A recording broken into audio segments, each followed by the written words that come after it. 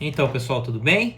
Vamos continuar aqui. Hoje é o 12º dia do meu desafio. Eu quero voltar um pouquinho lá no capítulo 12 de Êxodos, onde falei ontem sobre a Páscoa, né? Mas na verdade é a Páscoa no Antigo Testamento. A Páscoa do Novo Testamento e do Antigo Testamento são diferentes. Ambas têm a ver com libertação, né?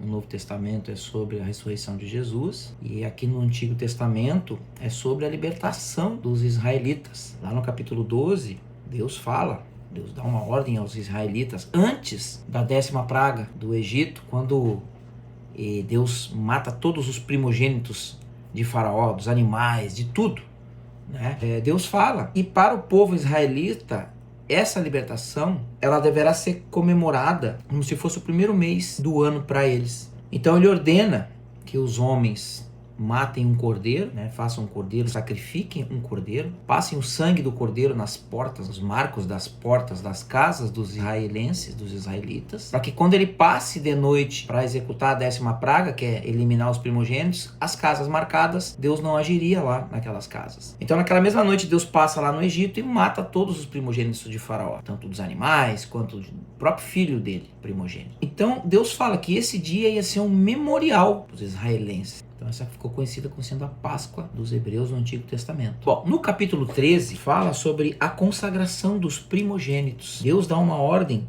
a Moisés e diz para Moisés: consagre a mim todos os primogênitos. O primeiro filho israelita me pertence, não somente aos homens, mas também entre os animais. Ou seja, todo o primogênito que nascesse pertencia a Deus, seria sacrificado. E ele falou com Moisés, e Moisés disse ao povo: depois que o Senhor os fizer entrar na terra dos cananeus, entregá-los a vocês, como jurou a vocês e aos antepassados, separem para o Senhor o primeiro nascido de todo o ventre. Todos os primeiros machos dos seus rebanhos pertencem ao Senhor. Resgatem com um cordeiro toda a primeira cria dos jumentos, mas se não quiserem resgatá-lo, quebrem no pescoço. Resgatem também todo o primogênito entre seus filhos. Ou seja, Deus pediu para que Moisés falasse para o povo que todos os primogênitos nascidos dos animais e dos homens eram dele, seriam sacrificados. Só que ele disse para resgatar os filhos dos homens, tá? Então todo filho primogênito que teria que ser sacrificado para o Senhor, Deus resgatou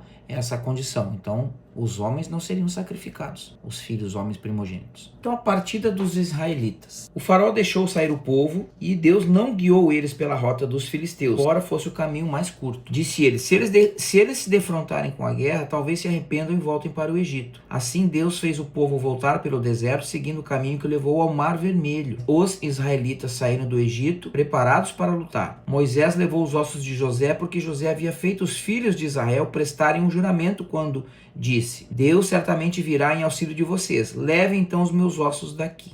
Os israelitas partiram de Sucote e acamparam em Etã, junto ao deserto. Durante o dia, o Senhor ia diante deles com uma coluna de nuvem para guiá-los no caminho, e de noite uma coluna de fogo para iluminá-los. E assim podiam caminhar de dia e de noite, e a coluna de nuvem não se afastava do povo de dia, e nem a coluna do povo de noite. No capítulo 14 é onde os israelitas foram perseguidos pelos egípcios, porque Faraó soube que eles fugiram e mandou a turma atrás dele, mandou o exército atrás deles. Ele se arrependeu de ter libertado o povo, porque eles não tinham mais os escravos. Como é que eles iam fazer? E o faraó disse: o que foi que fizemos? Deixamos os israelitas sair e perdemos nossos escravos. Então o faraó mandou aprontar as carruagens e levou consigo o seu exército, e foram atrás dos israelitas. Quando o povo de Israel, aqui vem a travessia do Mar Vermelho, isso é uma passagem muito bacana da Bíblia, no Antigo Testamento, em Êxodo, capítulo 14, a travessia do Mar Vermelho. Quando os israelitas viram que o faraó estava atrás dele, se assustaram, vão nos matar. E disseram para Moisés: foi para isso que vocês me trouxeram até aqui, para morrer no deserto? Aí Moisés respondeu: calma, tenham calma, o Senhor vai interceder por nós, vai interceder por vocês, ele vai lutar por vocês. E aí Moisés foi falar com o Senhor, e o Senhor disse para Moisés: por que você está clamando a mim? Erga o seu cajado, a sua vara sobre o mar, e o mar se abrirá para a passagem do povo de Israel, para que eles atravessem o mar em terra seca. Mas mesmo assim, o povo do Egito vai perseguir vocês. E quando eles perseguirem vocês, eles saberão que eu sou o Senhor. Então Moisés estendeu a mão sobre o mar, e o Senhor afastou o mar e tornou em terra seca, como um forte vento oriental que soprou todo naquela noite. As águas se dividiram E todas as águas se dividiram, e todos os israelitas atravessaram pelo meio do mar em terra seca, tendo uma parede de água à direita e uma à esquerda. Os egípcios os perseguiam, e todos os cavalos, carros de guerra, cavaleiros do faraó foram atrás deles até o meio do mar. No fim da madrugada, do alto da coluna de fogo e de nuvem, o Senhor viu o exército dos egípcios e os pôs em confusão. Fez as rodas dos seus carros começassem a soltar, de forma que tinham dificuldade em conduzi-los. E os egípcios gritaram: vamos fugir dos israelitas. O Senhor está lutando por eles contra o Egito. Mas o Senhor disse a Moisés: estenda a mão sobre o mar para que as águas voltem sobre os egípcios, sobre os seus carros de guerra e sobre os seus cavaleiros. Moisés então estendeu a mão sobre o mar, e ao raiar do dia, o mar voltou ao seu lugar. Quando os egípcios estavam fugindo, foram de encontro às águas, e o Senhor os lançou no mar. As águas voltaram a encobrir os seus carros de guerra e os seus cavaleiros, e todo o exército de Faraó que havia perseguido os israelitas morreram afogados. Ninguém sobreviveu. Olha que legal. Os israelitas atravessaram o mar pisando em terra seca, tendo uma parede de água à direita e outra à esquerda. Naquele dia o Senhor salvou Israel das mãos dos egípcios, e os israelitas viram os egípcios mortos na praia. Israel viu o grande poder do Senhor contra os egípcios, temeu o Senhor e pôs nele a sua confiança, e também em Moisés, seu servo. Bênção, né? Capítulo 15 é o Cântico de Moisés. Então aqui eu vou passar um pouco reto, porque quem quiser saber sobre o Cântico de Moisés, é uma canção que eles cantaram para celebrar a libertação do povo de Israel do Egito. Então no capítulo 15 de Êxodo, onde Moisés dizem para eles cantar ao Senhor. No capítulo 15 ainda, fala sobre as águas de Mara e de Elim, depois que Moisés conduziu Israel sobre o Mar Vermelho até o deserto de Sur. Durante 3 dias caminharam no deserto sem encontrar água. Então eles chegaram a Mara, onde as águas eram amargas. E lá Moisés falou com Deus: Senhor, eles estão reclamando que não tem água. O que vão beber? Então o Senhor falou para o povo: se vocês derem atenção ao Senhor, o seu Deus, e fizerem o que ele aprova, se derem ouvidos aos seus mandamentos e obedecerem todos os seus decretos, não trarei sobre vocês nenhuma das doenças que trouxe sobre os egípcios, pois eu sou o Senhor que os cura. No capítulo 16, toda a comunidade de Israel, todo o povo de Israel partiu dali de onde eles estavam, acampados, e partiu de Elim e chegou ao deserto de Selim, que fica perto do Monte Sinai. A gente vai ouvir falar sobre o Monte Sinai mais para frente. Só que lá no deserto, os israelitas começaram a reclamar para Moisés. De novo reclamar. Não acreditar no Senhor. Por que não nos mataram no Egito? Agora estamos aqui passando fome e morrendo de fome. Por que não nos mataram no Egito? Por que Deus não nos matou no Egito? Agora estamos aqui morrendo de fome e de sede. Pelo menos lá nós comíamos carne à vontade. Porém o Senhor disse para Moisés: eu lhes farei chover pão do céu. Com isso porei a prova para que eles saibam que devem seguir as minhas instruções. E Moisés disse ao povo: quem são vocês para reclamar do nosso Deus? Para pôr à prova o nosso Deus? Deus dará alimento para vocês. Deus proverá alimento para vocês. E o Senhor disse a Moisés: ouvi as queixas dos israelitas. Esta noite eles comerão carne e amanhã de manhã eles comerão pão.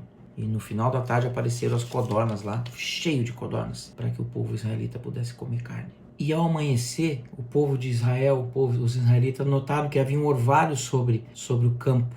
E aquele orvalho era uma espécie de farinha de pão.